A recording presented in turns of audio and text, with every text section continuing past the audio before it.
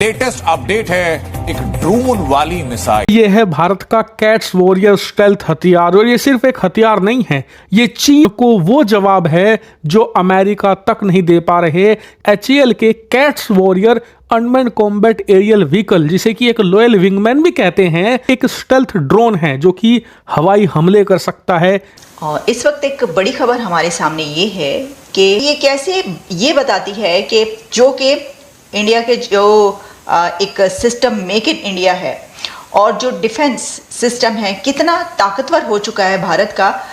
अब तक ड्रोन से मिसाइल फायर करने के लिए प्रेडेटर और अकिंची जैसे बड़े ड्रोन्स का इस्तेमाल किया जाता था, लेकिन DRDO का मकसद छोटे ड्रोन से मिसाइल दागना है, जिससे ड्रोन की कीमत कम हो जाएगी और इस्तेमाल करने के लिए दायरा बढ़ जाएगा। ये डिफरेंट किस्म के पेलोड्स लेके जा सकता है, डिफरेंट किस्म की इसकी रेंज है, पता भी इसकी रेंज है और ये आर्म फोर्सेस के लिए जाहिर बात है काबिले मुफीद है, उनके लिए वो इसको इस्तेमाल करेंगे। दोस्तों, ये बहुत बड़ी अचीवमेंट है जो भारत ने हासिल कर ली है। आप सोचिए कि हमारे जो फाइटर प्लेन्स हैं जितने भी हैं, जैगुआर हो गया, सुखोई हो गया, राफेल और अपना तेजस, इनके साथ ही कैट्स वॉरियर चलेगा और इसके साथ 4-4, 5-5 इसके वो साथ होंगे और उन सब में अपनी अपनी मिसाइलें लगी हुई होंगी और स्टेल्थ होंगी। आप सोचिए कितनी बड़ी अचीवमेंट है। भारतीय साइंटिस्ट कितनी तेजी से आगे बढ़ते जा रहे हैं। दोस्तों, यही चीजें थी जो हमारी दबी हुई थी, यही चीजें थी जिसको आगे बढ़ने नहीं दिया जा रहा था और आज पूरी दुनिया हैरान है। देख लीजिए, सब 10 साल ही तो हुए हैं मोदी जी को आए हुए और 10 सालों में हम कहां से कहां पहुंच गए हैं। यही अगर अगले 20 साल और मिल गए तो हम, आप देख लीजिएगा, 1947 से पहले भारत डेवलप कंट्री बन जाएगा और हथियार क्षेत्र में अमेरिका तक को भी पछाड़ देंगे। दोस्तों, हमारे साइंटिस्टों में इतनी ताकत है, इतना दिमाग है। ये है भारत। कमेंट्स कीजिएगा दोस्तों, वीडियो को लाइक और चैनल सब्सक्राइब जरूर कीजिएगा। Thank you very much. Important चीज ये है कि भारत के पास, आपको पता है कि अच्छी तादाद के अंदर ऑलरेडी जो उनका जो डिफेंस प्रोग्राम है उसमें उनके मिसाइल प्रोग्राम में काफी ज्यादा, अगर आप उसकी ओरिजिन एंड डेवलपमेंट से देखना शुरू करें तो उनके पास बैलिस्टिक मिसाइल हैं, क्रूज मिसाइल हैं, टैक्टिकल मिसाइल हैं, फिर देन उन्होंने ये भी इस पे भी काम किया है। सो ये स्टार्टिंग फ्रॉम बैलिस्टिक मिसाइल और दूसरा cruise missile, surface to air missile, even के एंटी टैंक गाइडेड मिसाइल्स भी हैं, एंटी शिप मिसाइल्स भी हैं, एंटी सैटेलाइट मिसाइल्स भी भारत के पास हैं, फिर टेक्टिकल मिसाइल भी हैं, हाइपरसोनिक टेक्नोलॉजी उन्होंने डेवलप कर ली है। सो पाकिस्तान के पास ऐसा कुछ भी नहीं है। बाय द वे, मैं आपको बताऊं, जो पाकिस्तान के पास हाइपरसोनिक टेक्नोलॉजी है, इसकी कोई ऐसी एविडेंस नहीं मिलती। कैट्स वॉरियर को एक ऑटोनोमस विंगमैन ड्रोन के रूप में विकसित किया जा रहा है, जो विमान वाहक पोत से जमीन और समुद्र पर उड़ान भरने और उतरने में सक्षम हो। ये तेजस M का सुखोई और जगुआर सहित मौजूदा भारतीय वायुसेना लड़ाकू प्लेटफॉर्म्स के साथ मिलकर काम करेगा, जो इसकी मात्र शक्ति के रूप में कार्य करेंगे। कैट्स वॉरियर की कल्पना मुख्य रूप से इंडियन एयरफोर्स के उपयोग के लिए की गई है और एक ऐसा ही छोटा संस्करण भारतीय नौसेना के लिए भी डिजाइन किया जाएगा। HAL ने कैट्स वॉरियर्स में 400 करोड़ रुपए का शुरुआती निवेश किया है और एरो इंडिया 2021 में पहली बार एक फुल स्केल मॉकअप मॉडल प्रस्तुत किया गया था।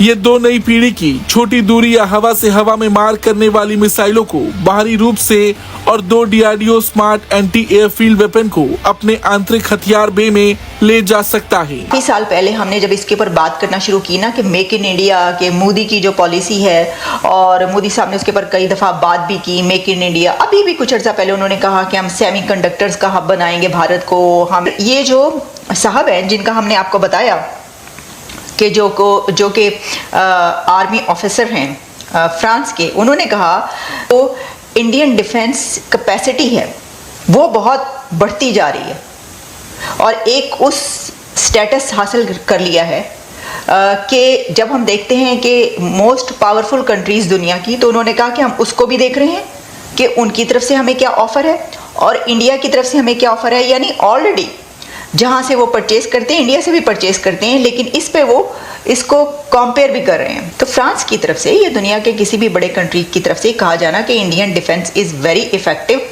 ये क्या बताता है आपको? ये आपको ये बताता है कि इंडिया ने जो अपनी डिफेंस कैपेबिलिटीज़ हैं, कैपेसिटी है, उसको बहुत बढ़ा लिया है। अच्छा, अब वासिफ साहब, मुझे एक बात पे बहुत हैरानी है। मेरी कुछ ये हैरानी और परेशानी तो दूर करें। भारत का जो दिफाई बजट है वो लगभग 80 अरब डॉलर के करीब है और पाकिस्तान का दिफाई बजट तो अभी तक 10 अरब भी नहीं। तो भारत में फिर किस बात की खलबली मची हुई है? हाँ, तो ये तस्दीक ज़रूरी थी। अच्छा, अब क्या कहा जाए, भारत का डिफेंस बजट जिस तरह आपने बिल्कुल सही फरमाया तकरीबन 80 बिलियन डॉलर के करीब है। एक स्टेल्थ ड्रोन है जो कि हवाई हमले कर सकता है, इसमें आप मिसाइल लेकर जा सकते हैं, लेकिन इसे ज़मीन से कंट्रोल नहीं किया जा सकता। जैसे कि जो बाकी के ड्रोन होते हैं उन्हें ज़मीन से कंट्रोल किया जाता है, ग्राउंड स्टेशन से। लोयल विंगमैन को कंट्रोल किया जाता है लड़ाकू विमान से, मतलब कि एक लड़ाकू विमान उड़ रहा होगा आसमान में और उसकी मदद से आप 4 से 5 लोयल विंगमैन यानी कि इस प्रकार के ड्रोन को कंट्रोल कर सकते हैं। या फिर एक जो अवॉक सिस्टम होता है जो हवा में उड़ता रहता है एक प्लेन की मदद से, उससे भी कंट्रोल कर सकते हैं। वहीं एक और चीज जो इसे ड्रोन से अलग बनाती है वो ये कि जो ड्रोन होते हैं वो हवा से जमीन पर वार करने के लिए बने होते हैं, जबकि ये लड़ाकू विमान को भी मारकर गिरा सकता है। इसकी कैपेबिलिटी बहुत ज्यादा होती है कि पाकिस्तान के पास हाइपरसोनिक मिसाइल हो। आपको पता है कि पाकिस्तान का जो लॉन्गेस्ट मिसाइल की जो रेंज है वो तकरीबन, if I am not wrong, तो 2800 किलोमीटर से थोड़ी ज्यादा है, 2850 किलोमीटर। ये जिसे आप समझ लें कि सबसे लंबा मिसाइल है जो हम मार सकते हैं 1700 माइल यानी कि 2750 किलोमीटर तक, और ये कन्वेंशनल न्यूक्लियर वॉरहेड लेके जा सकता है। उधर इंडिया की तरफ देखें, इंडिया अपने जो इंटरकॉन्टिनेंटल बैलिस्टिक मिसाइल है जिसे ICBMs कहते हैं, जो कि 5000 किलोमीटर तक जा सकता है, वो भी उसने कंप्लीट कर लिया है। पाकिस्तान के पास ऐसी अभी तक कोई, वो जिसे कहते हैं ना, वो नहीं है। अच्छा, मजे की बात यह है कि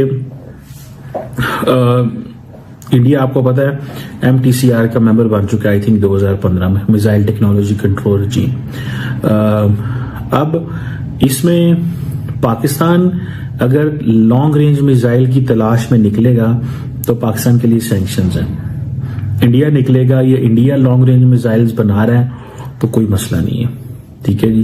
कि उनको पता है कि चैलेंजेस कहाँ कहाँ पे हैं हमारे डिफेंस को, किस तरह हमने इनको काउंटर करना है, और वो हम भारत की कैपेबिलिटी, क्योंकि हमारा तो सारा जितना भी है जो हमारा डॉक्ट्रिन है वो डिफेंस है और वो अगेंस्ट इंडिया है। हमें भारत से ही खतरा है ना, और तो हमें कहीं से ऐसा खतरा नहीं है।